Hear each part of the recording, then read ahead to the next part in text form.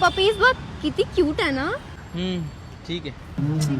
कसा आहेस रे तू? बाकी त्यांच्या बॉयफ्रेंडला बघ, त्यांच्या गर्लफ्रेंड सोबत किती क्यूट वागतात आणि तू आहेस अजिबात क्यूटनेस नाहीये. सारंगी konnichiwa. हे काय? क्यूट बनतोय. हे काय करतोय? क्यूट वागतोय. हे काय करतोय? Cute walk. चल ना सुशी खायला जाऊ. कशाला?